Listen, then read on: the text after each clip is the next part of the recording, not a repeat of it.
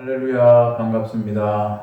오늘도 예배하는 목양교회 성도들에게 하나님께서 큰 은혜와 복을 주시기를 기원합니다.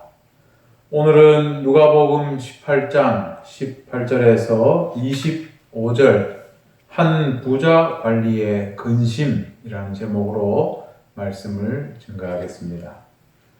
지난주에 우리가 본 말씀에서 예수님은 어린 아이를 가리키며 하나님의 나라가 이런 자의 것이다 말씀하셨습니다. 율법을 잘 지키고 사람들로부터 존경받던 바리새인들에게는 별로 호의적이지 않았던 예수께서 세리에게는 하나님의 의롭다 하심을 받았다 말씀하셨고, 이제 보잘것없는 어린 아이들에게는 하나님 나라가 이런 자의 것이라고 하셨습니다. 왜 예수님은 그렇게 말씀하셨습니까? 어린이는 세상에서 가장 낮은 자이기 때문입니다. 그래서 바리새인들이나 종교 지도자들처럼 자기가 하나님 나라에 마땅히 들어갈 것이라고는 추호도 생각할 수 없는 존재들이기 때문입니다. 바리새인들이 자기 의를 의지하는 자들이라면 아이들은 내세울 게 아무것도 없는 자들입니다. 그러니까 남을 의지할 수밖에 없죠. 바리새인들이 자기 의를 가지고 하나님과 거래하려 했다면 아이들은 아무것도 없기 때문에 원하는 게 있으면 조르는 것밖에는 할 수가 없습니다. 이것이 어린아이의 특징입니다. 우리가 하나님 나라에 들어가는 것은 자기 의로 내가 쌓아놓은 신앙의 업적을 가지고 하나님과 거래해서 되는 것이 아닙니다. 그 반대로 자기가 아무것도 아님을 알고 하나님을 전적으로 의지하며 하나님과 거래하는 것이 아니라 자기 무능을 알고 하나님께 조르는 자에게 하나님은 은혜를 베푸십니다.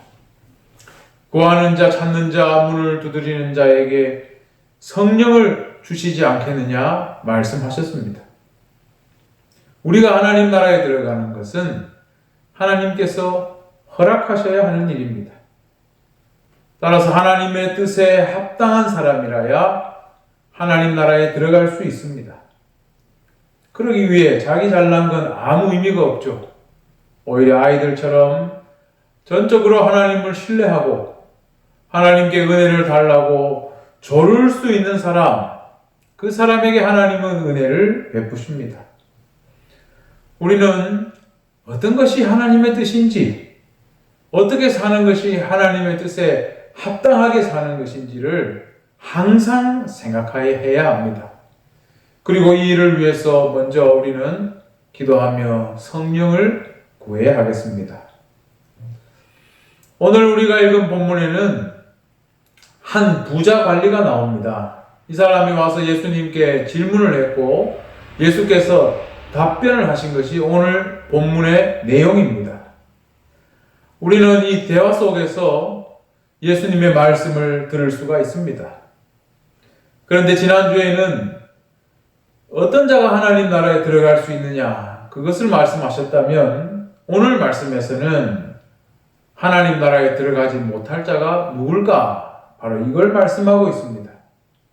오늘 말씀을 우리가 잘 듣고 하나님의 뜻이 무엇인지 분별하고 은혜로 살아가는 여러분이 되시기를 바랍니다. 본문 18절을 보니까 한 관리가 예수께 나와서 질문을 하는 장면이 있는데, 이 사람은 예수께 영생을 얻는 방법에 대해서 물었습니다. 본문을 보면 어떤 관리가 물어 이르되 선한 선생님이여 내가 무엇을 하여야 영생을 얻으리까? 영생을 얻는다는 것은 문자대로 이해하자면은 영원한 생명을 얻는 것이지만 다른 표현으로도 가능하죠. 다른 말로 하면 이것은 구원을 얻는 것 혹은 하나님의 나라에 들어가는 것, 이렇게도 바꿀 수 있겠습니다. 이 관리는 지금 예수님께 어떻게 하면 구원을 얻을 수 있는지, 어떻게 하면 하나님 나라에 들어갈 수 있는지를 묻고 있는 것입니다. 그런데 예수님의 대답을 보기 전에 이 사람이 예수께 와서 이런 질문을 했다는 자체가 참 대단하다는 생각이 듭니다. 물론 이스라엘이라는 나라가 종교적인 나라고 또 선민의식을 가진 사람들이 많기도 하지만 영생에 대한 질문을 이렇게 찾아와서 한다는 것을 보면 대단히 종교적이고 그런 종교적인 사유를 하는 그런 사람이다 생각해 볼 수가 있겠습니다. 그가 아무리 이스라엘 사람이라 할지라도 이런 질문을 한다는 자체는 그냥 주입식 신앙 교육을 통해서 생기는 것은 아니기 때문입니다. 오늘날도 교회 다니는 사람들을 우리가 곰곰이 생각해 보면 쉽게 답을 찾을 수가 있습니다.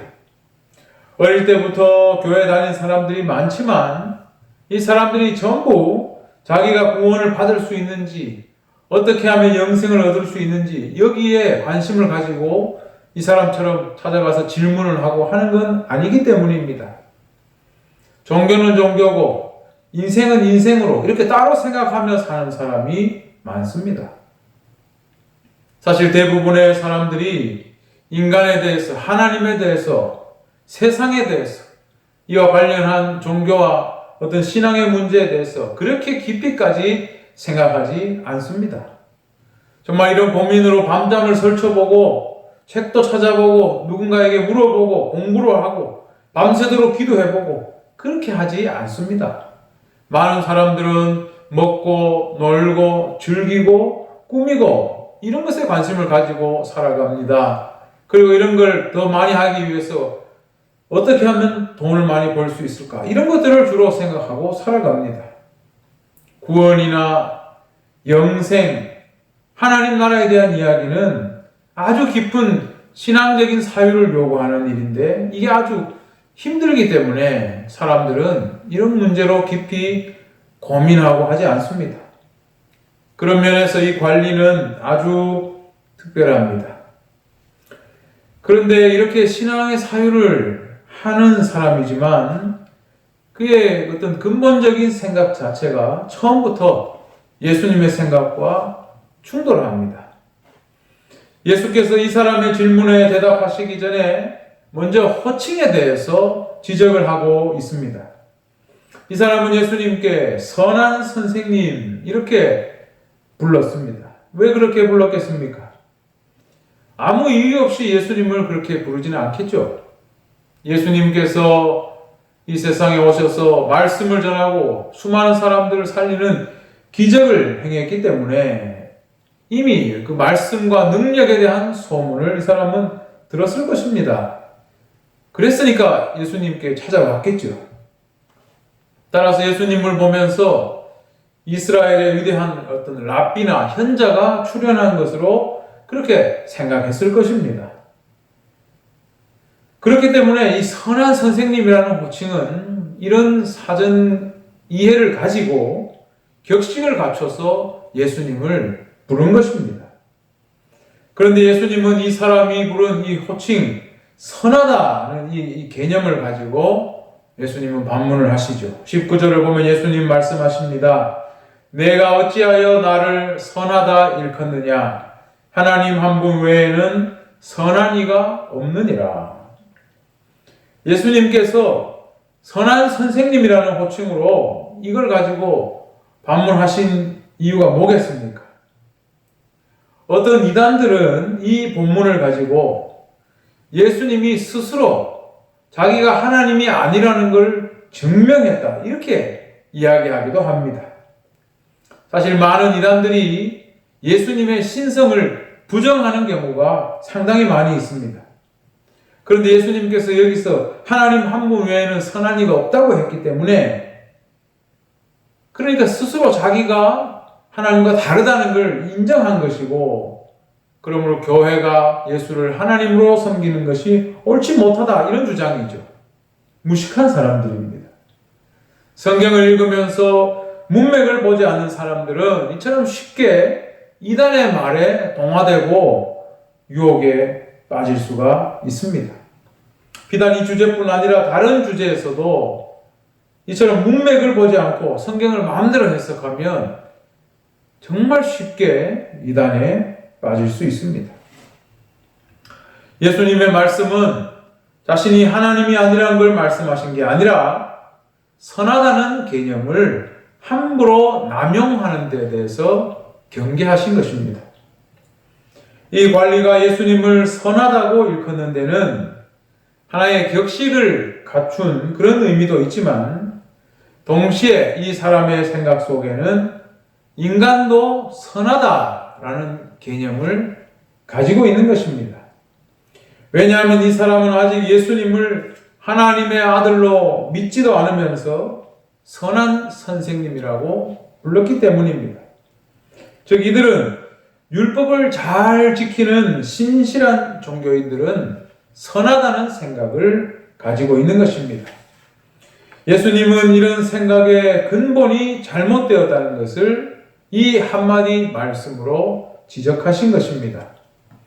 하나님 한 분 외에는 선하다는 말을 붙일 존재가 없다. 그렇게 지적하신 것이죠. 이것은 앞으로 나오는 대화의 내용을 보아도 충분히 또 이해할 수 있는 부분입니다.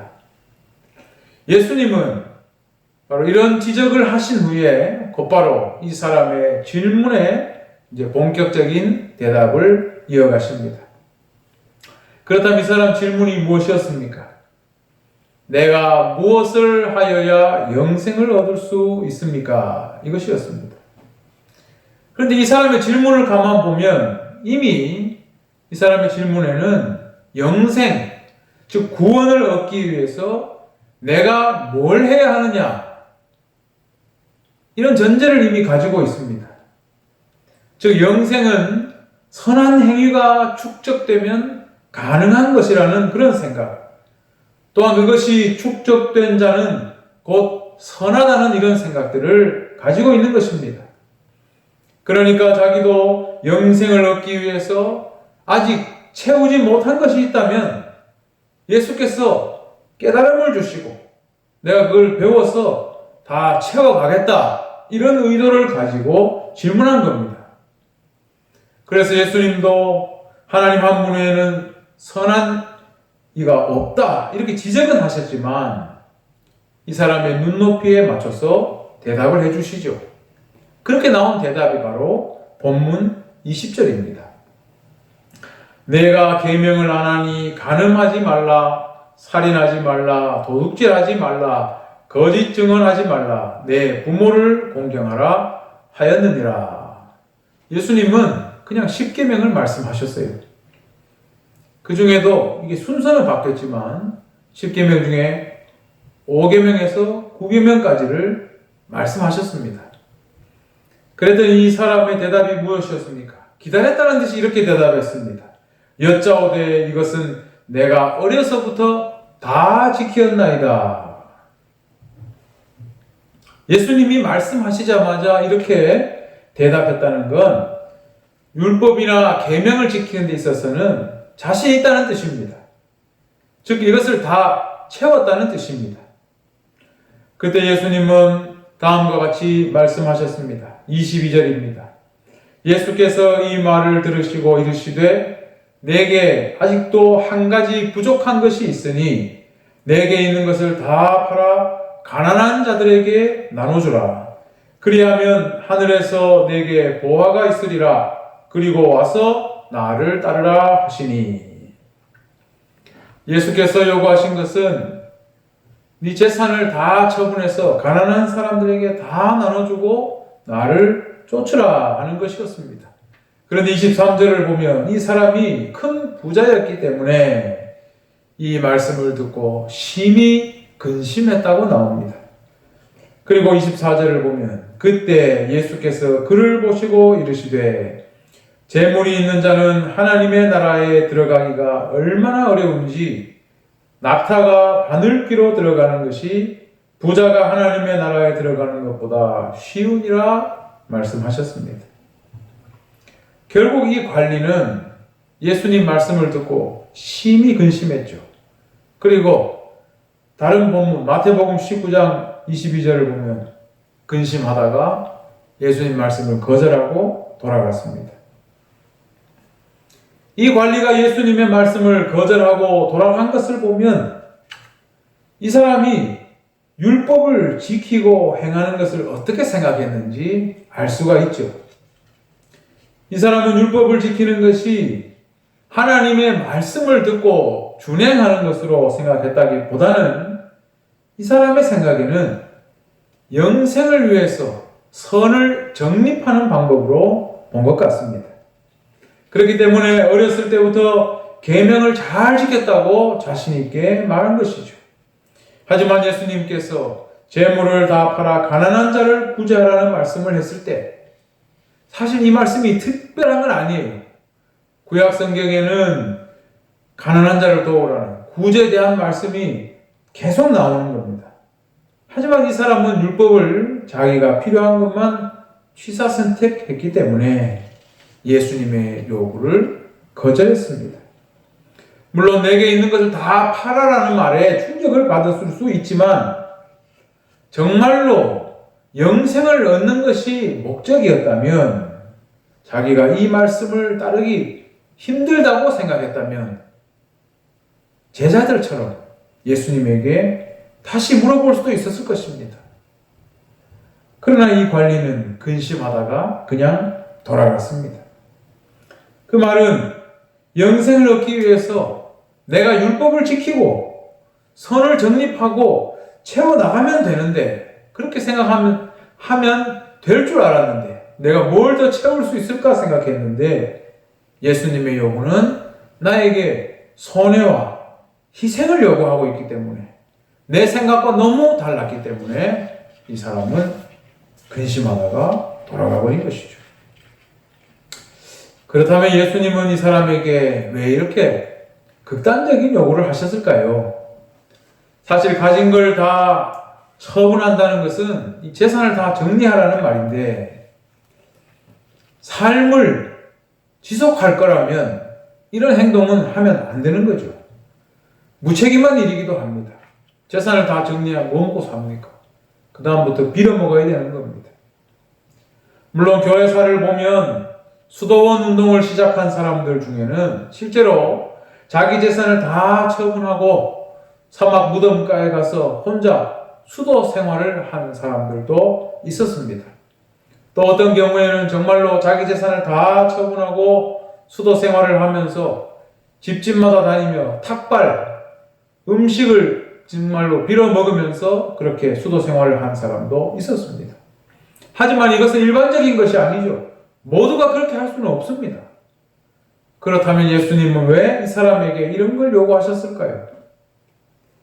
이 사람이 어렸을 때부터 계명을 다 지켰다고 하니까 괘씸해서 예수님이 이렇게 말씀하셨을까요? 그렇지 않습니다.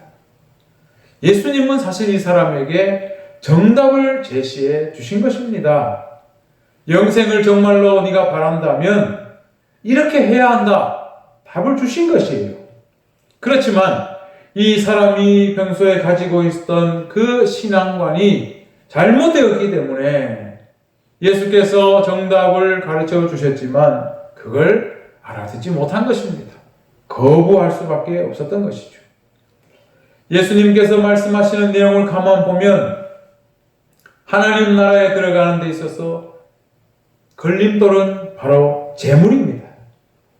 부자가 하나님 나라에 들어가는 것보다 낙타가 바늘 끼로 들어가는 것이 쉽다. 이 말씀은 낙타가 바늘 끼로 들어가는 게 불가능한 것처럼 부자가 하나님 나라에 들어가는 건 아예 불가능하다. 그런 말씀입니다. 이런 문학적인 표현을 과장법이라고 하죠. 그렇다면 재물이 하나님 나라에 들어가는데 왜 가장 큰 걸림돌이 될까요? 그것은 이미 우리가 누가복음을 읽어오면서 많이 보았던 말씀들과 연결됩니다. 누가복음 12장에서 한 부자의 비유를 보면 어떤 사람이 농사 짓고 곡간을 더 크게 지어서 이제부터 먹고 마시고 즐기리라 할 때 예수님은 오늘 밤 내 영혼을 도로 찾으면 내 준비한 게 누구 것이 되겠느냐 말씀하셨죠. 자기의 소유로 미래의 안위를 얻고자 하는 자에게 경고하신 것입니다. 그뿐 아니라 누가복음 12장에서 또 무엇을 먹을까 무엇을 입을까 구하는 자에게 다만 너희는 하나님의 나라를 구하라. 그리하면 이런 것들을 너희에게 더하시리라 말씀하셨습니다. 여기서도 소유를 팔아 낡아지지 않는 배낭을 만들라고 하셨습니다. 누가복음 16장에서는 집 하인이 두 주인을 섬길 수 없나니 혹 이를 미워하고 저를 사랑하거나 혹 이를 중히 여기고 저를 경히 여길 것이니 따라서 너희는 하나님과 재물을 겸하여 섬길 수 없느니라 하셨습니다. 이 누가복음에서 특히 두드러지는 재물과 하나님 나라에 관련된 이런 말씀은 모두 일관성이 있습니다. 재물은 사람에게 안위를 보장하는 가장 큰 힘을 발휘하지만 결국 그런 점 때문에 하나님 나라에 들어가는데 가장 큰 걸림돌이 된다는 것을 말씀하고 있습니다. 사람들이 이 세상에서 안위를 얻기 위해 하나님보다는 재물에 기대기 때문입니다. 그러므로 재물이 있는 자는 하나님의 나라에 들어가는 것이 불가능하다고까지 말씀하신 것입니다. 오늘 본문에서도 예수님께서 이 관리에게 재물을 다 팔아 가난한 자에게 나눠주면 하늘에서 보화가 있을 것이라는 말씀은 그런 의미를 가지고 있습니다. 이 말씀은 수도사들이 생각하는 것처럼 예수님을 따르기 위해서는 사유재산을 다 포기하고 탁발을 하면서 그렇게 살아라는 뜻이 아니라 사람이 하나님만을 의지하는 데 있어서 가장 큰 유혹이 되고 가장 큰 걸림돌이 되는 것이 재물이기 때문에 이렇게 말씀하신 것입니다. 제일 포기하기 힘든 것이 그것이기 때문에 말씀하신 것이에요. 분명히 사람이 살기 위해서는 재물이 필요합니다. 돈이 있어야 살아가는 데 필요한 물건을 살 수 있으니까요. 하지만 본문에서도 이 관리가 예수님의 말씀을 듣고 근심에 빠진 이유는 이 사람이 큰 부자였기 때문이라고 밝히고 있습니다. 가진 것이 없는 사람은 그걸 포기하는 것이 어렵지 않습니다. 그러나 많이 가진 사람들은 그걸 포기하는 것이 아주 힘듭니다. 예수께서 이 사람에게 가진 걸 팔아 가난한 자를 주고 나를 따르라는 것은 이 사람에게 바로 재물이 걸림돌이라는 것을 아셨기 때문이에요. 그는 율법과 계명은 지킬 수 있을지언정 재물은 포기할 수 없는 사람이었습니다. 사실 이 부자 관리가 어렸을 때부터 율법을 잘 지켰다는 것도 그리 대단한 일은 아닙니다. 부모를 공경하고 간음하지 않고 살인하지 않고 도둑질하지 않고 거짓 증언을 하지 않는 것, 이것은 기본적인 인격과 인성을 갖춘 사람에게는 그렇게 어려운 일이 아닙니다. 이것은 자랑할 일도 아니고 하나님의 자녀로서 이건 기본값이라고 말할 수가 있겠습니다. 그런데 영생을 얻기 위해서 예수님께서 요구하시는 것은 이런 걸 지키고 자랑하라는 게 아니라 하나님께 가는 것을 방해하는 것. 이 사람에게는 바로 많은 재물이겠죠. 그것을 과감히 버리고 오직 하나님만을 의지해야 한다는 것. 이걸 말씀하신 것입니다. 이 사람은 바로 여기서 포기하게 된 것입니다. 당시 사람들은 재물을 많이 가지고 있는 것을 하나님의 축복을 받았다, 이렇게 보았습니다. 그리고 종교 지도자들이나 이 부자 관리 같은 사람들은 율법과 계명을 지키는 것이 그리 어렵지 않았습니다. 그러니 이 사람들은 자신의 재물도 지키고 또 율법을 잘 지켜서 자기의 의도 지키고 또 자자손손 자식을 낳아서 자기의 가족도 지키고 다 지킬 수 있는 것이었습니다. 그렇지만 예수님께서 요구하시는 것은 달랐습니다. 예수님께서 영생을 바라는 자에게 요구하시는 것은 분명했습니다. 그것은 바로 자기가 제일 소중하게 생각하는 것까지도 버릴 수 있어야 한다는 것입니다. 그것을 버리고 오직 하나님만, 오직 예수님만 좇을 수 있어야 한다는 것입니다. 우리에게 제일 소중한 건 뭘까요? 여러분에게 제일 소중한 것은 무엇입니까? 어떤 사람에게는 재물일 수도 있고, 어떤 사람에게는 가족일 수도 있고, 어떤 사람에게는 자식일 수도 있고, 어떤 사람에게는 성취감을 주는 어떤 일일 수도 있습니다. 그게 무엇이든 간에 내가 제일 소중하게 생각하는 것은 바라보기만 해도 기분이 좋을 것입니다. 재물이 제일 소중한 사람은 돈 벌기 위해 일하는 게 세상에서 제일 즐겁죠. 돈이 쌓여가는 걸 보면 제일 기분 좋을 것입니다. 자식이 제일 소중한 사람은 자식이 무럭무럭 자라나고 성공하는 걸 보면 세상에 그것보다 좋은 것이 없을 겁니다. 또 자기가 제일 소중하게 생각하는 데서 성취감을 주는 어떤 일을 쫓는 사람은 자기 업적이 쌓여가고 성공적인 어떤 결과를 만들었을 때 그걸 볼 때 제일 기분 좋을 것입니다. 그러니 여러분 집착이 얼마나 더 쌓일까요? 예수님을 쫓기 위해서 자기가 제일 소중하게 생각하는 것들을 버릴 수 있을까요? 힘들 것입니다.